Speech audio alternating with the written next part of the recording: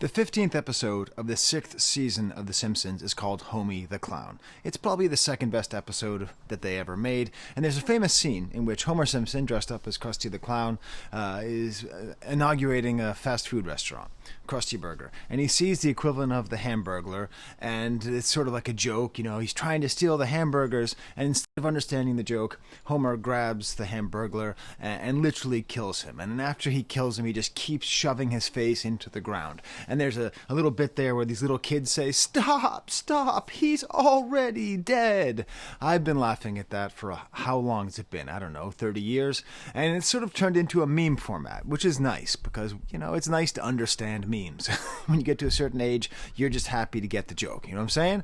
So I wanted to talk about that in relationship to Tyler, the Creator, who just keeps dropping snippets. He keeps dropping snippets for Chromacopia. In this case, it's Thought I Was Dead. The album comes out in what? When you're going to be watching this in 18 hours? And I'm hyped. I'm already hyped. I can't get more hyped. But he just dropped something else that got me even more hyped. So that's why I made this version of the meme. Okay, so instead of it being already dead, we've got stop, he's already hyped. And that's Tyler as Krusty beating the Hamburglar to death, which is me, because I'm just so hyped. He's not trying to kill us. He's trying to get us so excited that we just can't deal with it. And that's also on my Instagram. Feel free to sign up on my Instagram. I sort of get Instagram. I'm pretty okay there. I don't get TikTok. Again, when you reach a certain age, you have to pick what technological things you understand and which ones you just let go. So I'm pretty good with Instagram. So follow me there if you want.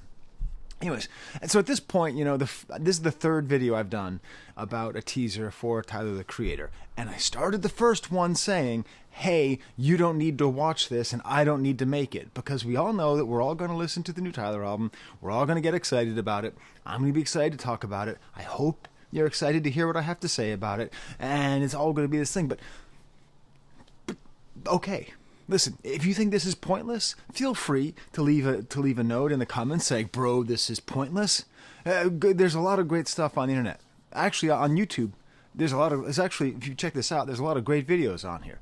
Might I suggest this hour-and-a-half documentary on David Bowie's time in Berlin, on the Berlin trilogy. I'm watching that for reasons, which you will find out in the next couple days. That's a great video. It's way better than this. But if you didn't click off and leave a snarky comment, you're just here for the same reason I am, which is that this is the excitement. It's rare to feel this way before an album, to feel just pure happiness and excitement. And so this is a document, okay? This video will age like milk, bro, because no one's going to watch it in 18 hours. In 18 hours, everyone's just going to be listening to this album. I am releasing this video for a very short period of time, for a very small group of people who just want to share in this excitement. And here it is. And unless you're a sociologue way in the future, trying to say, how did people think about the new Tyler, the Creator album? Like this. But don't worry, I'm doing a review of the new Shay Noir album, great rap album, underground independent rap album by another amazing female MC out of Buffalo. So I'll be dropping that probably tomorrow, maybe Tuesday too. So thank you for auditing the Always Positive New Music Review Show, hosted by a French professor who's in his last days recording outside. I notice as you watch my videos, you just see my old nose get just colder and colder and redder. But I'm out here because my family's sleeping. So let's talk about Thought I Was Dead. Largely, as someone who's getting excited for the album, it helps me to understand these themes that are reinforced. Maybe the most interesting is the importance of his parents, biological and artistic. His need to have personhood in the face of fame. I think that's basically it. That's it. That's what this song's about. And the other songs, I think if you kind of put them all together, they all fit within that theme. So maybe that's what the album will be about. But then what's up with the title? But then what's up with the masks? We'll keep talking about it. Let's talk about the beat. Whoa. Just what kind... I mean, seriously. The level of craft that he is putting into his beats. I mean, so it starts off with this, singing. So not like rapping, and there's no drums, and almost like carnival sounds, these kind of percussive bells, and almost like a far away, super high trumpet just does one little toot, one little fartinsky, and then that ends, and then the rap and the drums come in. And he starts rapping right as the drums come in, and there's this other element of these heys on the 2 and the 4. So, hey, hey, hey, hey. But then sometimes it drops out, sometimes it comes back, sometimes there's just one hey thrown in there, and the percussion just gets nuttier and nuttier. Now, my last video, I talked a lot about the influence of Africa with African samples. As far as I can tell, this breaks with the pattern. This is not an African sample, but it is rhythmically excellent enough that I do think it shows the influence of African music, which, no matter how poppy it gets, usually entails some amount of rhythm that is beyond that which people who do not listen to African music's ears are used to. Okay, just so much syncopation, so much funk to this beat, but it's also just head nodding to the max. It's also the kind of rap song, and listen to the bass. The bass is not a bass line. It's not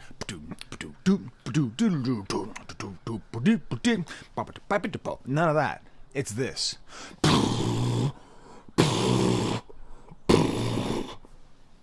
Sorry, let me see if that woke up my toddler. No, she's good. It's a bass rattler. It's a trunk rattler. You know, like when you're driving and then someone behind you is listening to a song and you're like, how can they enjoy listening to music so loud?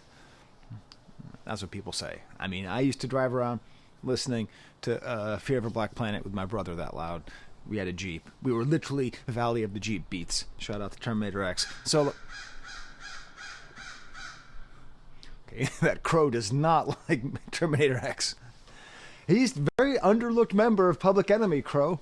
But yeah, like I know what it's like to be in a car when it's that loud, and it's that kind of sense. So yeah, it's complicated. Yeah, it's got all these themes I'm going to discuss, but it's also a head nodding, trunk rattling Jeep beat.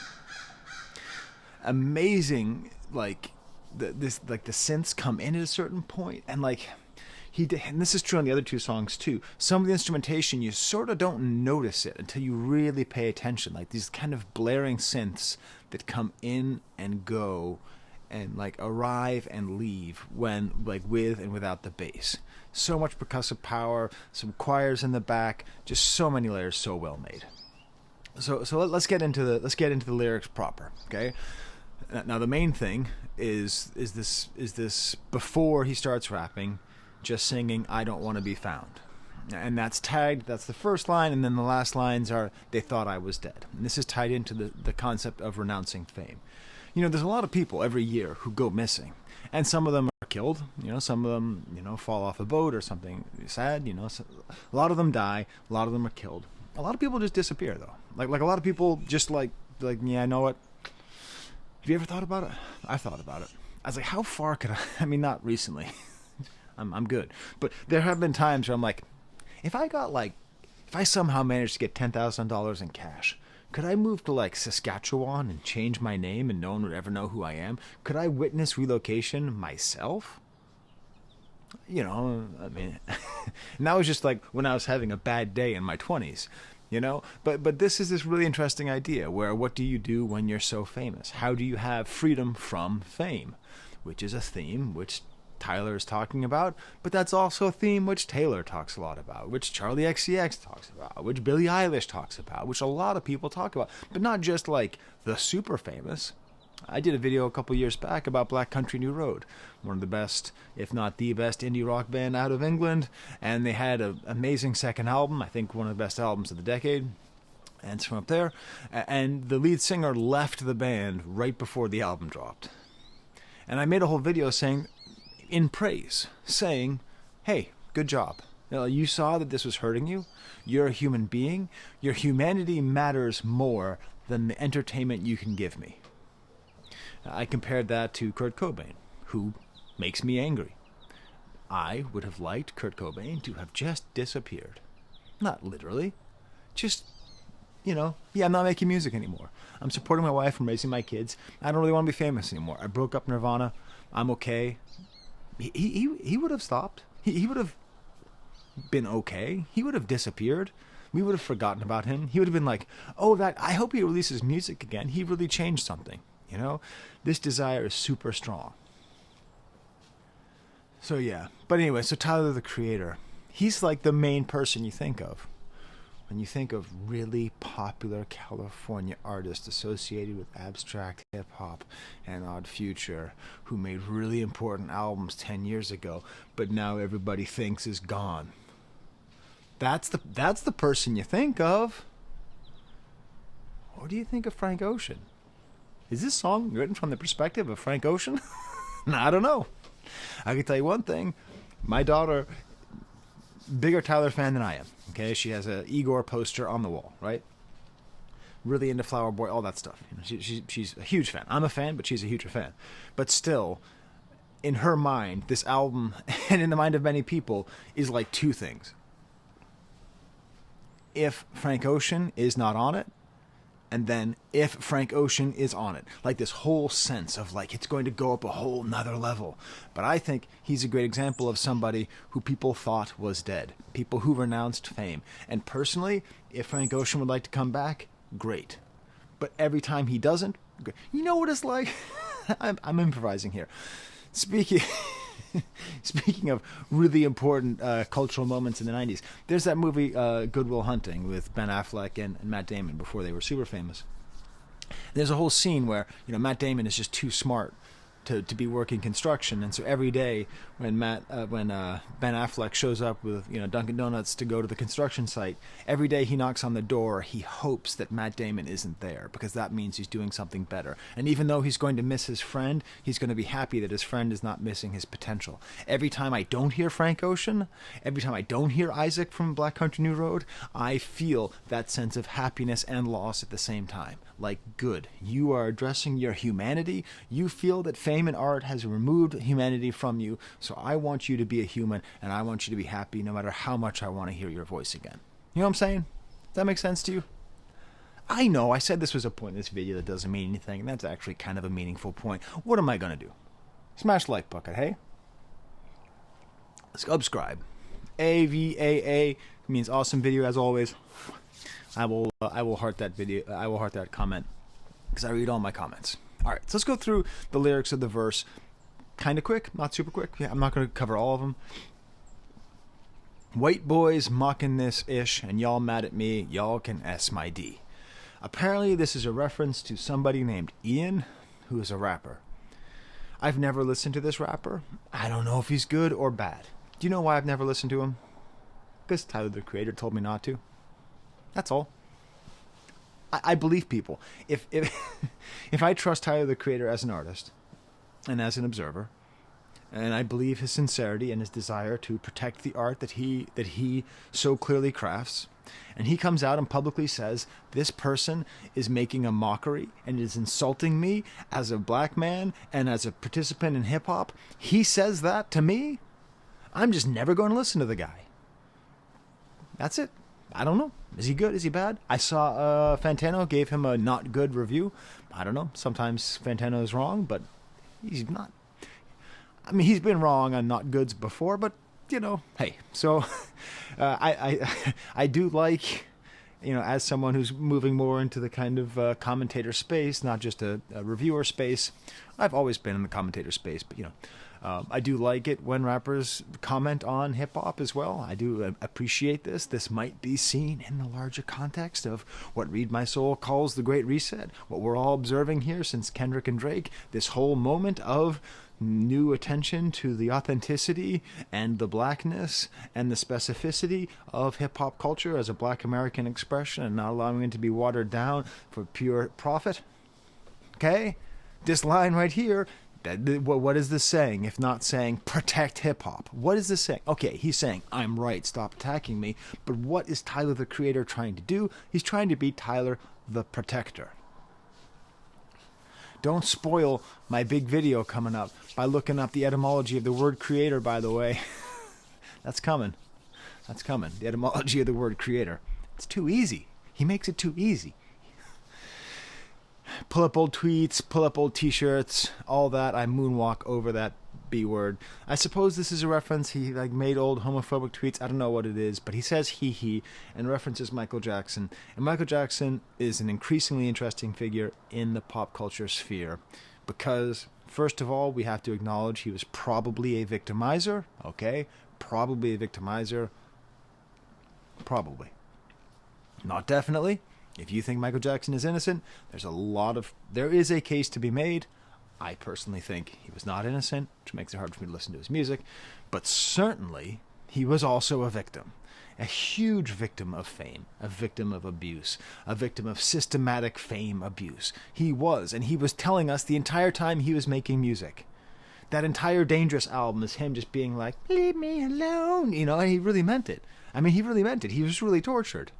He was really a terribly tortured person, so I don't think this is a random thing. I think, what I imagine, is that a lot of famous people, especially a lot of famous, black people in the public eye, feel like Michael Jackson, feel like they're 1 second away from being called the worst thing possible and just never free and always observed. And just like no matter what the criticism is, what the hate is, there's always one extra layer, which is the layer of racism, which is just carried over from the past, from the pre-fame moment, that I as a white person can't identify. I don't see it.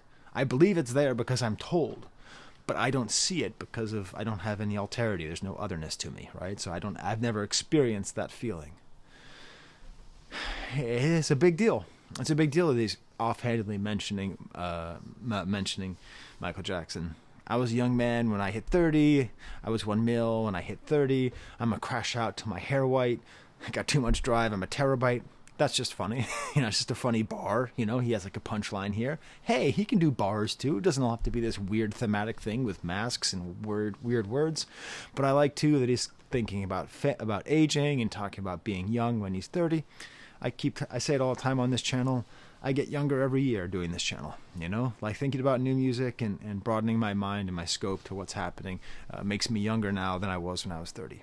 It's true. I was a much older man when I was younger, and that's part of the glory of paying attention to new music, new art, trying to be out there, and he stays young because he makes all this art, and then he talks about crashing out till his hair's white, and he's thinking about it. He's thinking about aging and what that looks like.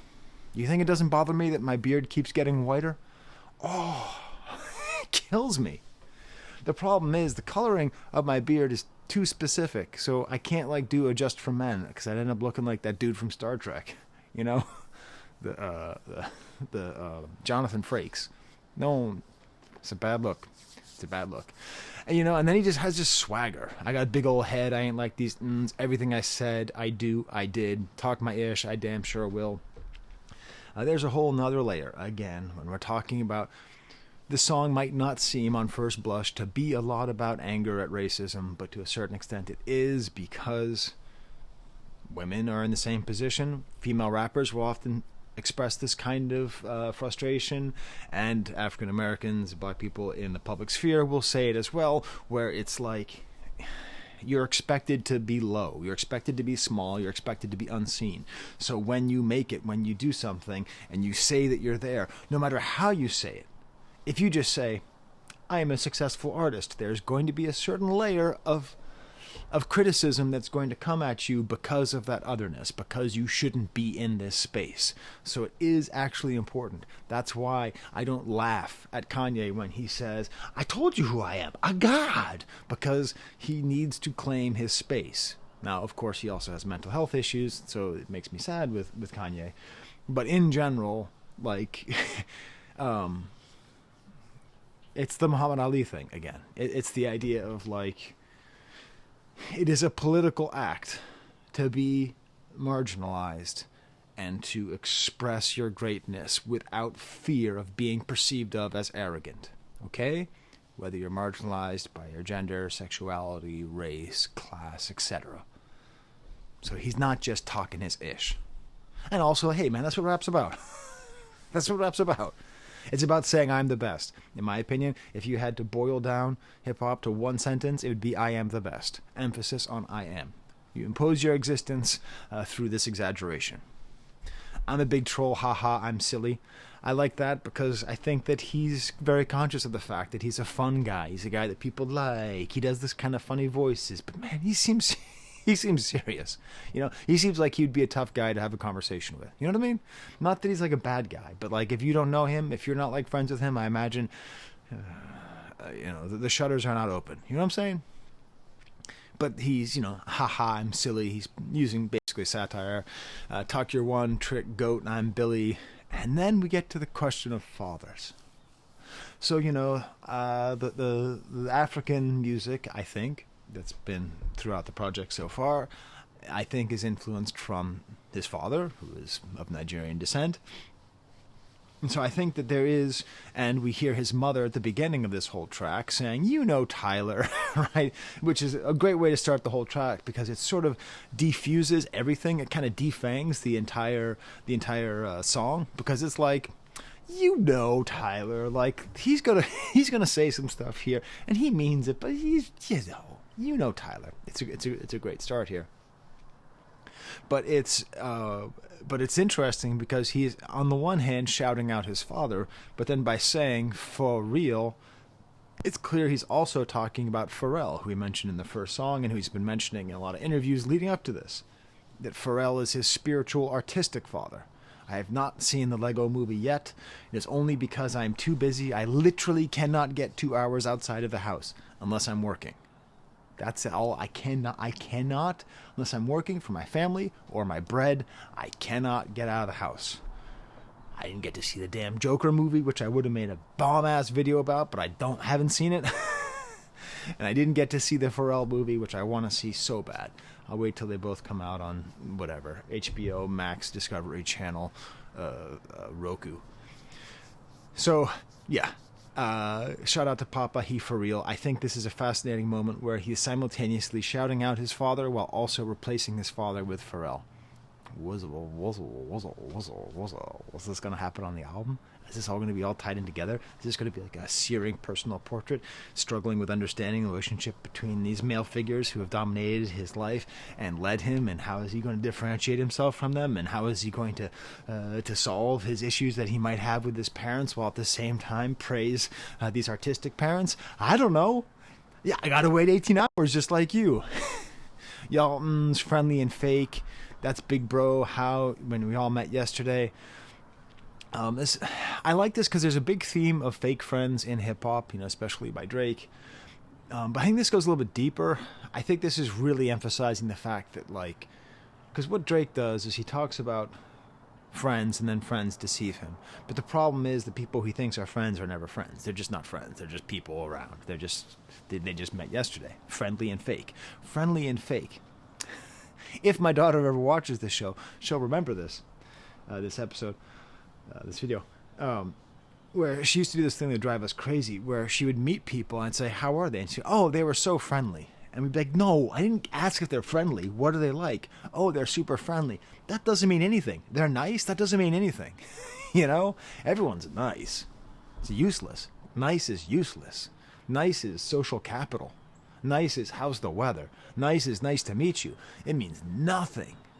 Now, that doesn't mean you shouldn't be nice. Nice is important. It's social capital. It's the way that you move through space. It's a tip of the cap in understanding that we all live on planet Earth together, so we need to play by some rules.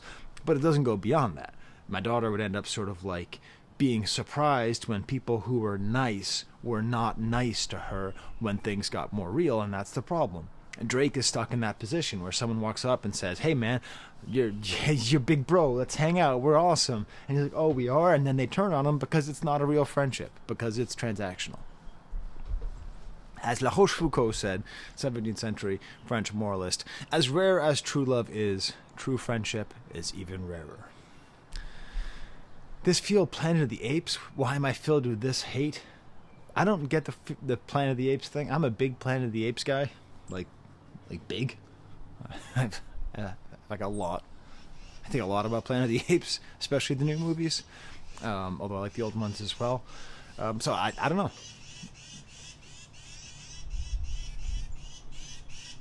know. Those are tufted titmice. I see them. Look them up. They're very cute birds. They're waiting for me to get off. Oh, there they go. There they go. Hello, my friends. And then he says, I've got freedom in every way. And that's an interesting idea because This is the struggle. The struggle in life is struggling with freedom and struggling with obligation and struggling with being tied. And he's free, artistic, monetary, everything. So why is he still angry? Y'all want to take what I got, but y'all do not got what it take. Bars. I don't want to be found, yo-ho. And this whole idea of I don't want to be found. I'm going to tell my Dave Chappelle story. And you might have seen me tell the story before, so I'm going to hold up my finger, and when I put the finger down, the Dave Chappelle story is over, okay? So you can just skip ahead until you see my finger down, all right? Because I don't want to bore you with the same story, but if you've never heard the story, it's a good story. I used to go to UC Santa Barbara, okay? That's where I got my doctorate. And Dave Chappelle was playing a show there. And I had a friend who worked at the Four Seasons in Santa Barbara, and that's where Dave Chappelle was staying. Beautiful place. Used to go there for brunch. It was awesome. I mean, not a lot. It was expensive, but I went there once. They had crab legs and a chocolate fondue. I tried to mix them together. I was not a very cultured man. Anyways, so Dave Chappelle is staying there. I'm like, awesome, let's go meet Dave Chappelle. This is before he went to Africa and all that, before he got lost, before he didn't want to be found, okay? And I was like, all right, Dave, let's go down there. And we went down there, and we went to the little courtyard, and then there we see Dave Chappelle's kids on little scooters, you know, those little Razor scooters, going ahead of him. He's there. He's got a bodyguard, and I think he's maybe there with his wife. I don't quite remember that, but I remember seeing him and being like, God, this is the height of the Chappelle show. Just, and seeing him, and like at that moment, I felt this pain. I was like, oh, I'm going to bother this man.